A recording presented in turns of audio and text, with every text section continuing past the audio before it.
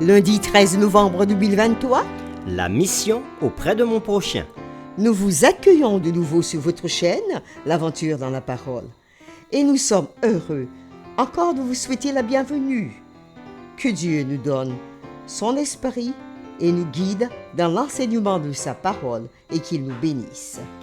Nous vous invitons à participer avec nous en cliquant sur le pouce, en vous abonnant pour recevoir la notification de chaque jour. Laissez-nous des commentaires sur ce que vous avez compris ou ce que vous voulez nous transmettre comme message et surtout, partagez le lien avec toutes vos connaissances. Le texte à mémoriser que nous vous invitons à dire avec nous se trouve dans Luc chapitre 10, le verset 27. Il répondit: Tu aimeras le Seigneur ton Dieu de tout ton cœur, de toute ton âme, de toute ta force et de toute ta pensée, et ton prochain comme toi-même.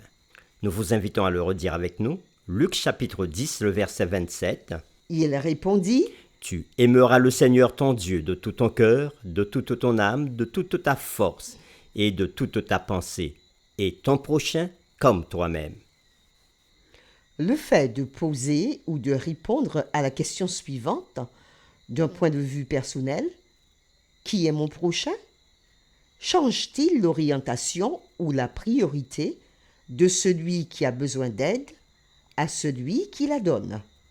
Un tel changement d'orientation risque-t-il de changer le message et le principe que Jésus veut que nous comprenions et mettions en pratique? Aimez-vous les uns les autres comme je vous ai aimé. Pardonnez-vous les uns les autres comme le Père vous pardonne. Aimez-vous comme je vous ai aimé. La réflexion de cette semaine nous aideront à répondre à ces questions et aujourd'hui, nous le ferons avec la séquence. La méthode et la réponse de Jésus. Relisons ce texte que nous avons vu dans notre séquence précédente concernant Luc chapitre 10, le verset 25, et nous continuerons jusqu'au verset 26. Un docteur de la loi se leva et dit à Jésus pour l'éprouver: Maître, que dois-je faire pour hériter la vie éternelle? Jésus lui dit: Qu'est-il écrit dans la loi? Qui lis-tu? La Bible nous dit que le docteur de la loi voulait éprouver Jésus, mais Jésus connaissait ses intentions. En effet, Dieu connaît les désirs et les aspirations de nos cœurs plus que nous-mêmes, mais nous ne connaissons certainement pas le cœur ou les motivations de ceux qui nous interrogent, n'est-ce pas? Parfois, des personnes ayant d'autres croyances nous interrogent sur notre foi. Par exemple, certaines questions sont posées et sont liées à la divinité de Jésus, telles que: dans quel passage de la Bible Jésus a-t-il dit qu'il était Dieu? Ou pourquoi dites-vous qu'il n'y a qu'un seul Dieu alors que vous avez 3 personnes dans la Trinité? Bien que ces questions semblent provocatrices, le besoin sincère de connaître Jésus peut être authentique et peut représenter un profond désir ou un vide venant de ceux qui posent ces questions. Nous ne connaissons pas leur cœur et cela n'a pas d'importance. Nous devons simplement servir les autres du mieux que nous pouvons, quelles que soient leurs motivations les plus profondes. Lisons ensemble Matthieu chapitre 26, le verset 56, Actes chapitre 17, le verset 11, 1 Corinthiens 15, verset 3 et 2 Timothée chapitre 3, le verset 16. Et nous répondrons à la question suivante: comment ces versets nous aident-ils à comprendre la réponse de Jésus au docteur de la loi que nous venons de lire dans Luc chapitre 10, les versets 25 et 26? Nous lisons Matthieu chapitre 26, verset 56. Nous commencerons à partir du verset 55. En ce moment, Jésus dit à la foule: Vous êtes venus comme après un brigand, avec des épées, des bâtons, pour vous emparer de moi. J'étais tous les jours assis parmi vous, enseignant dans le temple, et vous ne m'avez pas saisi. Mais tout cela est arrivé, afin que les écrits des prophètes fussent accomplis. Alors, tous les disciples l'abandonnèrent et prirent la fuite. Nous lisons maintenant Acte 17, le verset 11. Aussitôt les frères firent partir de nuit Paul et Silas pour Bérée. Lorsqu'ils furent arrivés, ils entrèrent dans la synagogue des Juifs. Ces Juifs avaient des sentiments plus nobles que ceux de Thessalonique. Ils reçurent la parole avec beaucoup d'empressement et ils examinaient chaque jour les Écritures pour voir si ce qu'on leur disait était exact. Lisons 1 Corinthiens chapitre 15, le verset 3. Je vous ai enseigné avant tout, comme je l'avais aussi reçu, que Christ est mort pour nos péchés, selon les Écritures, qu'il a été enseveli et qu'il est ressuscité le troisième jour, selon les Écritures. 2 Timothée chapitre 3, le verset 16. Toute écriture est inspirée de Dieu et utile pour enseigner, Pour convaincre, pour corriger, pour instruire dans la justice, afin que l'homme de Dieu soit accompli et propre à toute bonne œuvre. Après lecture de ces textes, Matthieu chapitre 26, verset 56, Actes chapitre 17, le verset 11, 1 Corinthiens 15, le verset 3, 2 Timothée chapitre 3, verset 16. Nous répondons maintenant à la question: comment ces versets nous aident-ils à comprendre la réponse de Jésus au docteur de la loi que nous avons lu dans Luc chapitre 10, le verset 25 et 26. pour trouver les réponses à nos différents questionnements sur Dieu. C'est dans la parole de Dieu que nous pouvons chercher. Les textes suivants, Matthieu 26, verset 56, Acte 17, verset 11, 1 Corinthiens 15, verset 3 et 2 Timothée 3, verset 16 nous enseignent que Dans Matthieu chapitre 26, le verset 56, Jésus a fait référence aux écrits des prophètes pour montrer que ce qui le concernait était en train de s'accomplir. Dans Actes chapitre 17, le verset 11, les Juifs, quand Paul arriva à Bérée, ces Juifs écoutèrent Paul, puis eux-mêmes, avec empressement, ils examinaient les Écritures pour voir si ce qu'on leur disait était exact.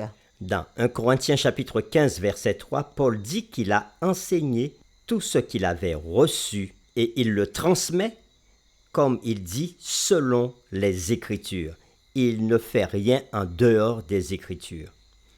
Et dans 2 Timothée chapitre 3, le verset 16, c'est encore l'apôtre Paul qui dit à Timothée dans son écrit que l'Écriture, la Sainte Écriture, est inspirée de Dieu. Et elle a pour but d'enseigner, de convaincre, de corriger et d'instruire dans la justice pour accomplir, former l'homme de Dieu. Parfois, nous avons besoin des réponses, mais nous ne faisons rien pour les trouver par nous-mêmes. Jésus dit: qu'est-il écrit dans la loi? Qui lis-tu? Jésus souligna un aspect très important de l'apprentissage. Apprentissage individuel, apprentissage dans la parole de Dieu. Au lieu d'écouter seulement ce que les autres ont à nous dire, nous devons aussi lire les Écritures, la parole de Dieu, par nous-mêmes. Les réponses y sont déjà inscrites et le Saint-Esprit œuvre dans nos cœurs pour nous faire comprendre ce que nous devons faire. Dieu nous a donné sa parole. Nous pouvons y trouver toute la vérité à connaître sur la façon dont nous sommes censés vivre, la façon dont nous sommes censés traiter les autres et la façon dont nous pouvons hériter la vie éternelle.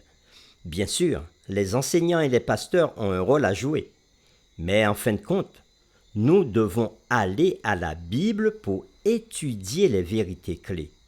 Au psaume 119, verset 105, le psalmiste dit « Ta parole est une lampe à mes pieds et une lumière sur mon sentier. » Ce verset n'est pas juste un poème, c'est une vérité sacrée qui indique l'importance de la parole de Dieu pour le croyant.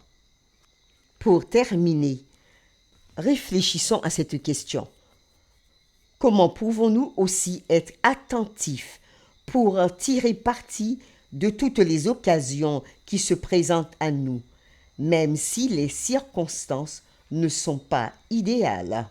Nous vous invitons à prier avec nous. Notre Père, Nous te remercions pour ton amour pour chacun de nous, pour Jésus-Christ, notre Sauveur et notre Rédempteur, et pour le Saint-Esprit, notre Consolateur, notre Conseiller. Dans ta parole aujourd'hui, nous avons appris que nous devons par nous-mêmes étudier, chercher les vérités dans ta parole. Et Jésus a donné un exemple lorsqu'il a répondu à ce jeune docteur de la loi qui voulait l'éprouver, en demandant à Jésus qu'est-ce qu'il devait faire pour hériter la vie éternelle.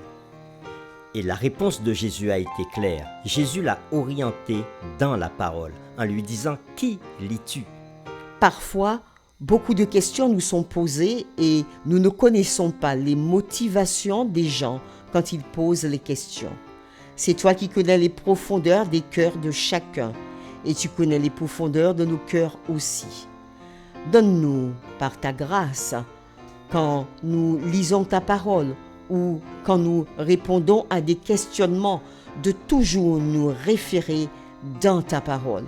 Envoyer ceux qui nous écoutent, ceux qui cherchent la vérité, les envoyer dans ta parole pour trouver la vérité que tu as placée.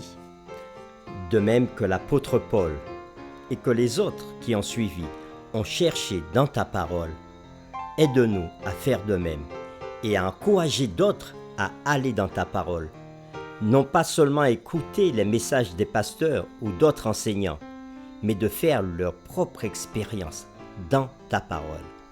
Donne-nous d'être convaincus de ce message que nous trouvons dans le psaume 119, le verset 105 qui nous dit « Ta parole est une lampe à mes pieds et une lumière sur mon sentier. » Merci pour ta parole de vérité que tu nous donnes. Encore, nous t'avons prié au nom de Jésus. Amen.